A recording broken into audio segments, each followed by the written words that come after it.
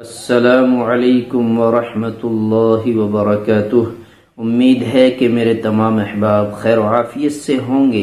मेरे अजीज़ों, प्यारे भाइयों, बुजुर्गों, देखिए, पेट की खराबी आम तौर पर कभी न कभी हो जाती है।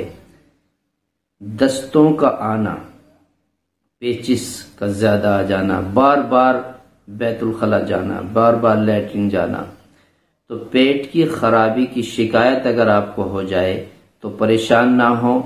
कभी कभी कुछ ज्यादा मिर्चें खाने की वजह से या टाइम बेटाइम खाने की वजह से कभी हो जाता है, या ज्यादा गर्मी की वजह से भी हो जाता है, पेट खराब हो गया, दस्त हो गया आपको, तो आप गोलर के 10 पत्ते ले लें।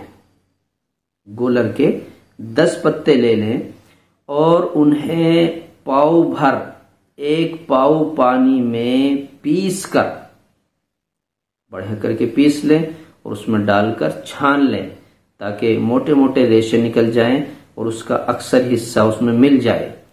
सुबह और शाम 2 वक्तों में ले लें, यानी कि 5 पत्तों का पानी सुबह, 5 का शाम में पीस लेने एक बार में है, तो 2 वक्तों में लेने से आपका पेट बिल्कुल दुरुस्त हो जाएगा।